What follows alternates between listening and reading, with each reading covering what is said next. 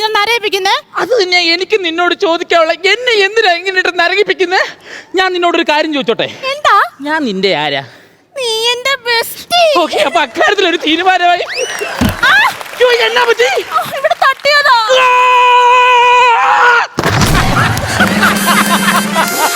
എന്തൊക്കെയാണ് നീ എന്റെ ബെസ്റ്റിക്ക് എന്തെങ്കിലും സംഭവിച്ച അത് ഈ ബെസ്റ്റിക്ക് സഹിക്കൂല. എന്തൊരു കെയറിംഗ് ആടാ നീ.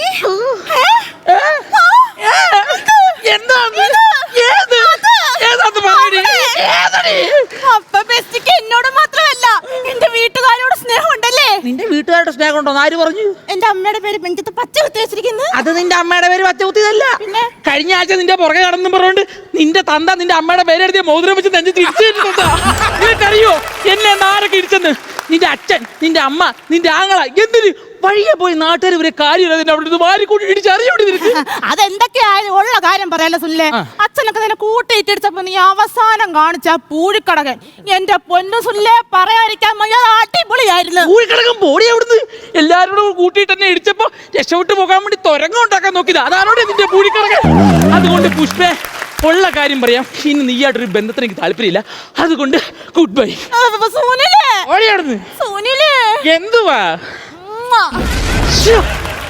ഈ ഒറ്റ കാരണം കൊണ്ട് ഞാൻ എപ്പോഴും ഇവളുടെ കൂടെ ഇങ്ങനെ നിൽക്കുന്നേ? കണ്ടോടാ ചെറുക്കൽ സുനിലിന്റെ പെണ്ണിനെ. ആദ്യമായി ഞാൻ മണലൂറ്റിയപ്പോൾ ചേട്ടന്റെ ചട്ടിക്ക് ചോർച്ചയുണ്ടോ ചോദിച്ചവൾ. ഞാൻ ഓരോ പരിക്കം കൂട്ടുമ്പോഴും ഒരു നാണവും മാനമില്ലാതെ ഭിത്തിയിൽ വാരി പൂശിയവൾ.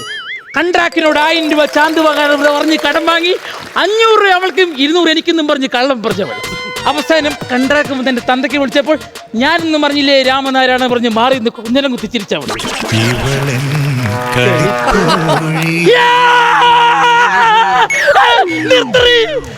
കാണുന്നില്ലേ നീ എന്റെ കണ്ണിലെ പ്രണയം? ഉണ്ടാ, നിന്റെ കണ്ണീന്ന് കാണാൻ പോയ കൃഷ്ണമണിയാണ് ഞാൻ തപ്പിക്കൊണ്ടിരിക്കുന്നത്. കൃഷ്ണമണിയാ? അയ്യോ കൺട്രാക്ട്.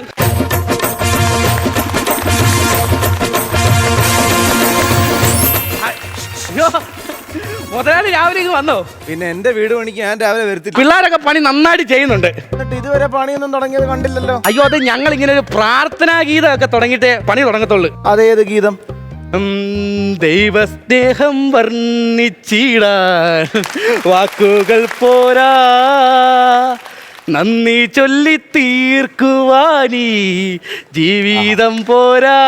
ഞാൻ അങ്ങോട്ട് പോകട്ടെ? അയ്യോ നിർത്തിയോ? ബാക്കിയും കൂടെ പാടിയിട്ട് പോരുന്നില്ലേ? പിന്നെ എന്ന് പറഞ്ഞാൽ ഞാനിവിടെ കരോളിന് വന്നതല്ലേ, ഞാൻ പാട്ട് പാടാനായിട്ട് പോകാറുണ്ട്. ചുമ്മാ ആവശ്യമില്ലാതെ. കഷ്ടപ്പാടിൻ കാലങ്ങളിൽ രക്ഷിക്കുന്ന സ്നേഹമൂർത്ത. പാട്ടൊക്കെ പാടുവോ ചേട്ടൻ? ഈ ചുമ്മാ ഇരിക്കുമ്പോഴല്ലേ ടി വിയിലൊക്കെ പാടിയിട്ടുണ്ടോ? ഇല്ല, അങ്ങനെ പാടിയിട്ടില്ല. എന്താ ചോദിച്ചേ? അല്ല, അതാകുമ്പോ നമുക്ക് ഓഫ് ചെയ്ത് വെക്കായിരുന്നല്ലോ. കൺട്രാക്ടിന്റെ കൈക്ക് മണ്ണ് പറ്റി. എടാ നൂലുണ്ട, നിനക്കിത് കണ്ടാ മനസ്സിലാവത്തില്ല. കൈ ഒടിഞ്ഞാന്ന്. എടോ ഓലപ്പിപ്പി, എന്നാടാ? അതെനിക്ക് മനസ്സിലായോണ്ടല്ലടാ നിന്റെ കൈക്ക് എന്ത് പറ്റി ഞാൻ ചോദിച്ചേ. എന്നാ പിന്നെ അങ്ങനെ ചോദിക്കണം. ഞാൻ അണ്ണാന് സൈഡ് കൊടുത്ത. ആന്നേ, ഒരു ദിവസം വീട്ടിൽ തേങ്ങയുടെ ആരും ഇല്ലായിരുന്നു. ഞാനൊരു തെങ്ങാരോട്ട് ബിർന്ന് പറഞ്ഞ് അങ്ങോട്ട് കേറിപ്പോയതും ഒരണ്ണാൻ ചെറുന്ന് പറഞ്ഞ് ഇറങ്ങി വരുമായിരുന്നു. മോനെ അണ്ണാനെ നീ ആദ്യം പൊക്കോന്ന് പറഞ്ഞ് സൈഡ് കൊടുത്തത് മാത്രം എനിക്ക് ഓർമ്മയുണ്ട്. പിന്നെ ഞാൻ കണ്ണു തുറക്കുമ്പോ ആശുപത്രി പിറന്ന് കിടക്കുന്ന ആശുപത്രി എഴുന്നേറ്റ് വരുന്നത്. വേദനയുണ്ടോ? ശകലം. ശരിക്കും എന്റെ അമ്മച്ചി തട്ടി എനിക്ക് ഒരു വേദനയില്ല.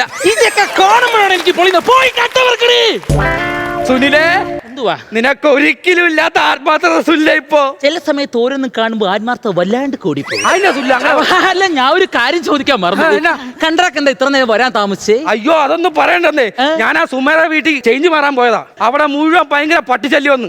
എന്നെ ഒരു പട്ടി കടിക്കാനായിട്ട് ഓടിച്ചെന്നു. പേ ഉണ്ടായിരുന്നു? പേ ഇല്ല, അത് ഫ്രീ ആയിട്ട് കടിച്ചത്. അതല്ല, ആ പട്ടിക്ക് തീറ്റി ഉണ്ടായിരുന്നു. ആ, അതിന്റെ തീറ്റി എടുത്താനാണ് ആ പട്ടി എന്നെ കടിച്ചത്. കൺട്രാക്ട് എനിക്ക് ഉച്ച കഴിഞ്ഞ് അവധി വേണം. നിനക്ക് എന്തിനാടാ ചെമ്പട്ട ഇനി അവധി? അത് ഞാൻ പറഞ്ഞായിരുന്നല്ലോ, എന്റെ പെങ്ങളെ പ്രസവത്തിന് വിടണം. ആഹാ, ഏതാ മാസം? ആഗസ്റ്റ്. അതല്ല, അവക്ക് ഏതാ മാസം? അവൾക്ക് ആഗസ്റ്റ്. വീട്ടിലാകെ ഒറ്റ കലണ്ടറേ ഉള്ളൂ. ഇറങ്ങടാ.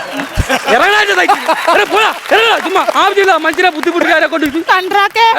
എനിക്കൊരു 1000 രൂപ കടം തരാമോ? 1000 രൂപ ഒക്കെ കടം തരാം, പക്ഷെ നാളെ ഞാൻ പിടിക്കും. അയ്യോ, നിന്റെ ശമ്പളത്തിൽ നിന്ന് പിടിക്കുന്നാണ് ഞാൻ പറഞ്ഞത്.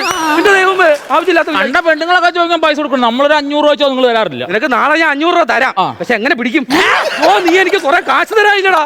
അതിൽ നിന്ന് ഞാൻ എങ്ങനെ പിടിക്കുന്ന? അത് എന്റെ ചെറുക്കേണ്ടത്. ഇപ്പൊ പണി തുടങ്ങാൻ കേട്ടോ, പയ്യെ തുടങ്ങും. സുനിലേ, അത് കണ്ടോ? എന്തുവാ 2 ഷെഡ്യൂൾ ഐറ്റം വേറെ വന്നതേ ഉള്ളൂ. ചെറുക്കം പുതിയതായിട്ടൊരു വീട് പണിത്. വായും പൊളിച്ച് നിൽക്കാതെ വല്ലോം പറയടാ. എന്നാ നിനക്ക് ഇതുപോലെ ഒരു വീട് പണിയാടാ. വാടാ. അവൻ തൊലിച്ചോണ്ടിരിക്കുന്നു. ക്ഷമിക്കണം കേട്ടാ. ചെറുത് പിടിക്കടാ, ചെറുത് പിടിക്കടാ, വലിച്ചു പിടിക്കടാ. തുല്യ വലിച്ചു പിടിക്കാൻ. അല്ല, നമുക്ക് ഇനി ഈ ചരട് വേണ്ട. അതിനാണ് ഈ ചരടിന് കൊടുക്കുന്ന വളവ്. എന്നാലും നീ പറഞ്ഞ മതില് ചെരിഞ്ഞു പോയെന്ന് പറയരുത് സുല്ലേ. നീ കേട്ടാ. അങ്ങനെയെങ്കിൽ ഒരു സന്തോഷ വാർത്ത പറയാനുണ്ട്. എന്നാടാ സുല്ലേ? നമ്മൾ ഇന്നലെ പഞ്ചായത്തിന് ഒരു കക്കൂസ് പണിത് കൊടുത്തില്ലായിരുന്നു? പണിത് കൊടുത്തു. അത് ഇന്ന് രാവിലെ പൊളിഞ്ഞു വീണു. പൊളിഞ്ഞു വീണു. എന്റെ സുനിലെ, എനിക്ക് അറിയാൻ പാടില്ലാന്ന് ഞാൻ ചോദിക്കുക. നീ ഈ കട്ടക്കട കയറ്റി വെക്കുന്നത് സിമന്റ് ആണോ അതോ ജാമാണോ? ഒരു മിനിറ്റ് പുഷ്പ, നമ്മൾ ഇന്നലെ കട്ടക്കകത്ത് സിമന്റ് ആണോ ജാമാണോ വെച്ചത്? സിമന്റ്. ഉറപ്പാണല്ലോ. കണ്ടൊക്കെ സിമന്റ് ആണല്ലോ പറഞ്ഞല്ലോ. ഇറങ്ങടാ എന്റെ സൈറ്റിൽ നിന്ന്. ഇറങ്ങടാ, പോടാ. ഹലോ ഹലോ, കൺട്രാക്ടാണോ? അങ്ങനെയൊക്കെയാണ് പറയണത്. പണിയൊക്കെ അങ്ങനെ പോണ്. ഇങ്ങനെയൊക്കെ അങ്ങ് പോണ്. അതെ, നിങ്ങൾ കഴിഞ്ഞ ദിവസം ഒളസയിലുള്ള റെജിൻ ടീപ്പിയുടെ വീട് പണിയാൻ പോയായിരുന്നോ? പോയായിരുന്നു. അതിന്റെ പടിയേ ഇടിഞ്ഞു പോയി. അയ്യോ, ഇടിഞ്ഞു പോയാ? സുനിലെ, കഴിഞ്ഞ ദിവസം നീ കെട്ടാൻ പോയ വീടില്ലേ, അതിന്റെ പടി ഇടിഞ്ഞു പോയെന്ന്. എന്റെ കൺട്രാക്ട് ആ പടിയെ കയറി ആരും ചവിട്ടിക്കണം. ആന്നേ, ആ പടിയെ കയറി ആരും പടി പിന്നെ ചവിട്ടാണല്ലോ അല്ലടാ. ഒരു മിനിറ്റ്, ഇറങ്ങടാ എന്റെ സൈറ്റിൽ നിന്ന്. ഓരോന്നും പറഞ്ഞ് എന്നെ പറഞ്ഞു വിടാൻ നോക്കുന്നു വേണം. നിങ്ങൾ ഒരു കാര്യം മനസ്സിലാക്കണം. എന്ത്? ഒരു സംഗീതത്തിന്റെ കൊച്ചുമകനാണ് ഞാൻ. നീയാ? അതെ. ഏത്? എന്റെ അപ്പൂപ്പനെ അറിയത്തില്ല? എന്റെ അപ്പൂപ്പൻ എന്ന് പറഞ്ഞ ഒരു പ്രശസ്തനായ ഡിവോഷണൽ സോങ്സിന്റെ ആളായിരുന്നു. പുള്ളിക്കാരൻ ലാസ്റ്റ് ആയിട്ട് ഒരു ആൽബം ഇറക്കി, തങ്കമയിൽ. ഞാൻ കേട്ടിട്ടുണ്ട് തങ്കമയില്. എന്താണോ എന്തോ മുത്തച്ഛൻ വെള്ളോട്ട് ഇറങ്ങുമ്പോൾ ആൾക്കാർ മുത്തച്ഛനെ വിളിക്കും, എടോ തങ്കമയിലേ, എടോ തങ്കമയിലേ. ആ സ്നേഹം കൊണ്ടാണെന്ന് തോന്നുന്നു ഞാൻ കവലയിൽ പോയി കഴിഞ്ഞാൽ ആൾക്കാർ എന്നെ വന്നങ്ങ് വിളിക്കും, എടാ കൊച്ചുമയിലേ. എന്തോ അങ്ങനെ വിളിക്കുമെന്നാ പറഞ്ഞത്. അതാ ഞാൻ പറഞ്ഞത്. അയ്യോ, പോയി പറഞ്ഞോണ്ടിരിക്കാതെ പോയി സ്രാവ് വാർക്കടാ, പോടാ. കൺട്രാക്കേ, എനിക്കൊരു ആലോചന വരുന്നുണ്ട്. നിനക്കിപ്പോ എത്ര വയസ്സായി? 32. ഈ 32 വർഷം നീ ഇപ്പൊ മറന്നിരിക്കുകയായിരുന്നു. അയ്യോ, അതല്ലെന്ന്. കല്യാണ ആലോചന വരുന്നുണ്ടെന്ന്. കല്യാണാലോചന. എന്നിട്ട് നീ എന്താ തീരുമാനിച്ച്? അമ്മയും അച്ഛനും പറയുന്ന കേൾക്കാന്ന്. എന്താ അവനെ കെട്ടാന്നോ? അല്ല, അവനെ തേക്കാന്ന്. അയ്യോ, അതെനിക്ക് നിന്റെ കയ്യിരിക്കുന്ന പലക കണ്ടപ്പോഴേ എനിക്ക് തോന്നി നീ തേക്കുമെന്ന്. അയ്യോ, എന്നാ 1 മണിയാവാറായി. ചോറ് വെക്കണ്ടേ? അയ്യോ, പിന്നെ വേണ്ടേ? 1 മണിയായില്ലേ? അയ്യോ, ചോറത്തെ. എന്റെ ദൈവം, ഞങ്ങൾ ഈ പണി ശകല ലാഗാക്കിയാലും കറച്ച സമയത്ത് ഉണ്ണുവേ. അങ്ങനെ ഒരു പുണ്യമുണ്ട്. നീ ചോറെടുക്ക സുനിലേ. എന്തോ ചോറിനാ പാടാ. എനിക്കറിയായിരുന്നു, എന്നെ പറഞ്ഞു വിട്ടപ്പോഴേ ഇതിനു വേണ്ടിയൊക്കെ സെറ്റാക്കി വെച്ചേക്കുന്ന അറിയാവുന്ന കാര്യങ്ങൾ അതൊക്കെ. അപ്പൊ ആൾക്കൊന്ന് ഓരോ പീസ് വെച്ച് സെറ്റാക്കിയിട്ടുണ്ട്. ആണോ? എന്നതാ ഇത്? സ്രാവ് വറുത്തത്. സ്രാവ് വറുക്കാൻ പറഞ്ഞപ്പോ സ്രാവ് വറുത്തോണ്ട് വന്നിരിക്കുന്നത്. എന്റെ ദൈവമേ, പറഞ്ഞ കേട്ടപ്പോ ഒരു മിസ്റ്റേക്ക് വന്ന ഉച്ചയ്ക്ക് മാറ്റി അതങ്ങ് മാറ്റി വെക്ക് സുനിലേ. കൺട്രാക്കേ, കഴിക്കാൻ എന്തുവാ കറി? എനിക്കിന്ന് കഴിക്കാൻ ബീഫ് ഒലത്തിയതും കല്ലുമ്മേക്കായ അച്ചാറും. പിന്നെ എടാ സുനിലേ, ഈ ബീഫ് എന്ന് പറഞ്ഞാൽ ചില്ലറ ബീഫൊന്നും അല്ല.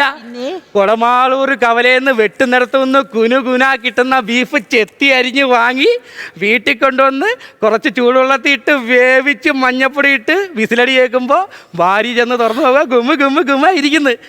അതെടുത്തൊരു പാൻ ചട്ടിയിലോട്ട് ഇട്ടിട്ടേ കുറച്ച് മഞ്ഞപ്പൊടി, കുറച്ച് ഉപ്പ്, കുറച്ച് കുരുമുളക് പൊടി, ഗരം മസാല ഇതെല്ലാം കൂടി ഇട്ടങ്ങ് വരട്ടണം.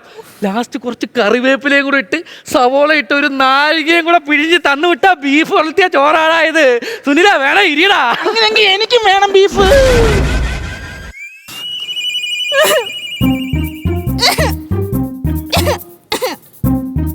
അത് ഈ സൈറ്റിന്റെ ഇപ്പറേ മണ്ണീട് കാർത്താന് നടത്തുന്ന 20 രൂപയുടെ ജനകീയ ഊണുണ്ട്. അത് 2 പൊതി മേടിച്ചാലോ?